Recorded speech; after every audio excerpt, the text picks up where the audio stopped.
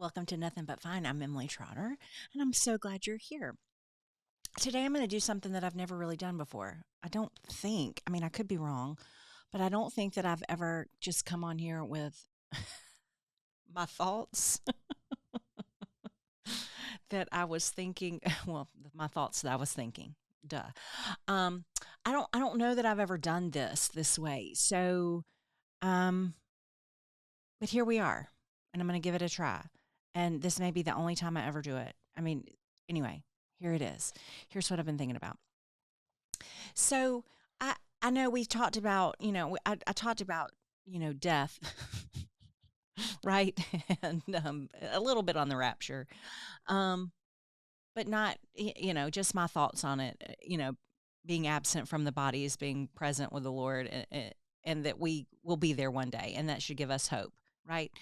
But then I love this song that CC Winans does called "Cause Come Jesus Come," and every time it comes up on my playlist, I end up listening to it. I don't know, 10 times in a row.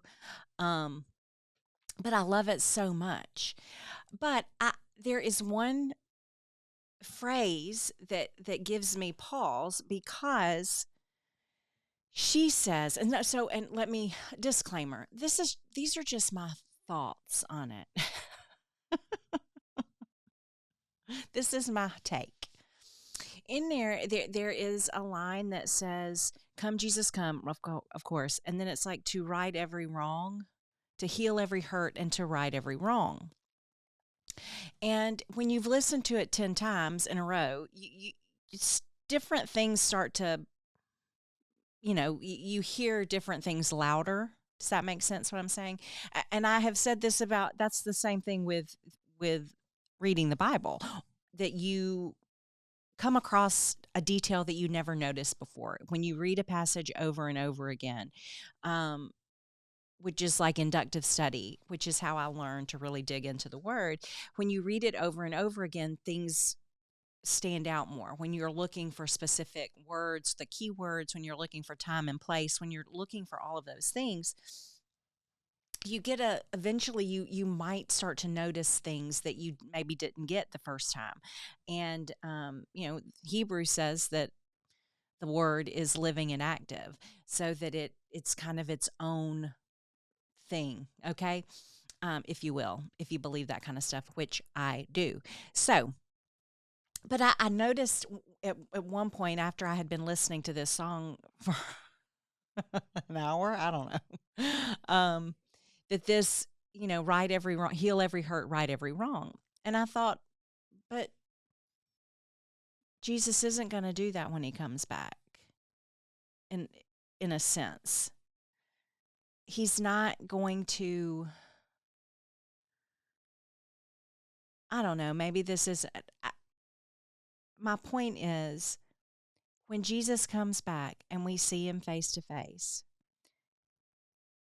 I don't think we're going to care about all the things that had happened before. And I think for us to, I think it's good, and it gives hope and comfort maybe to think about that now, that when Jesus comes back, when you meet him face to face, or even if when you get to heaven, if Jesus hadn't come back and you've died, here again, this is really upbeat. And when you see Jesus, I think it's good that we have this comfort that Jesus is going to make everything better. And the good news is he will, but it won't be in the way that we think. Now, it does say in Romans 14:12, so then each of us shall give account of himself to God. And so I think that when we see Jesus, we will have to stand before the Lord, and he might, I used to be afraid when I was a little girl that we would be standing there and everyone in heaven gathers around when you get there, and Jesus says, "Now let's go over," or the God says, "Let's go over some things. You see this right here? Why'd you do that? You know that was wrong. That was a sin." And then show every instance of your life where you were doing something you shouldn't be doing, no matter what it is, right? Um And I don't think it's gonna be a public showing. It could be, I don't know, but here's the other thing, I don't think anybody else will care either. I don't think that I think the Lord will deal with us. But I think that we wanna think that, "Oh, anybody that's been mad at me or done something mean to me, I think they're gonna be punished and maybe they have to go to timeout or maybe they don't get to heaven for this." And I have certainly said, wow, this person, there's one person in particular that I'm like, this person, I want to be there when when Jesus has to lead him up to the throne. I want to be there and watch him squirm. I really do. But here again, if I'm there, I think I'm going to be overcome with the idea of just being in heaven, just being in the presence of the Lord. Because and the same goes for somebody once asked me, do you think there are, what do I think about, mansions in heaven? And, you know, what, do some people have bigger ones than others? And I would say yes, probably. But the other thing of that is, I don't think we'll care then about that either. I think we want to put earthly parameters around heaven. And we do that to make ourselves understand. And there's so much wrong. There's so many things going on. There's so much injustice in the world. There's so much depravity. There's so much just immorality that happens that we want to think that there will be a judgment, and there will be. But we don't know what that is. We don't know how that will be handled. But I know that once we leave this earth and we're with Jesus, that's the only thing that's going to matter to us.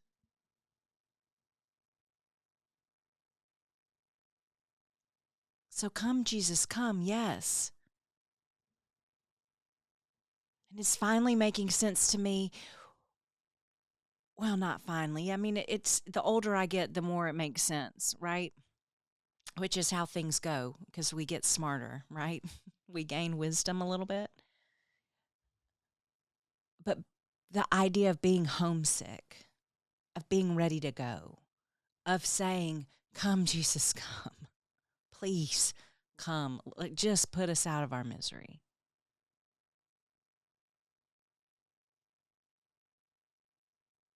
Hope this wasn't confusing.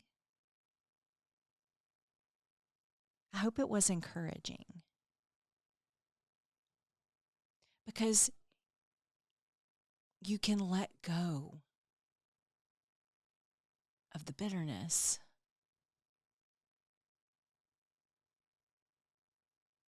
You can let go of shame. You can let go of hurt here. Because one day you're going to see Jesus. And you won't care anymore. When you get there, this is how I imagine it to be. And you can use my view. I imagine when I get to heaven that Jesus is going to meet me at the gate with his arms open wide and give me the biggest hug and just hold me and be like, oh, I've waited for you. I'm so glad you're here.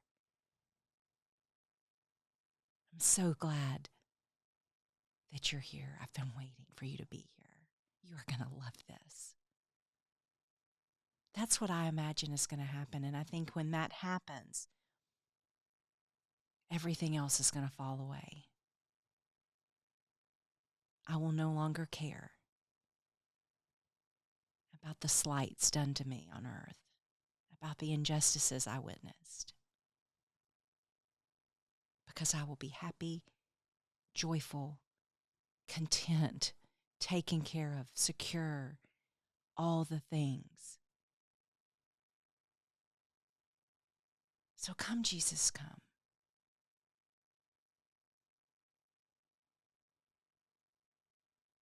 And Jesus loves you. He wants to greet you with open arms.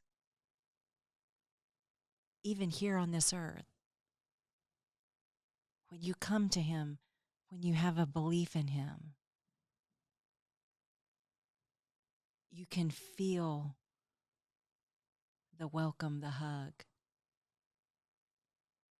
But it's only going to be a shadow of what we face when we get there. Short and sweet today. I may never do this again.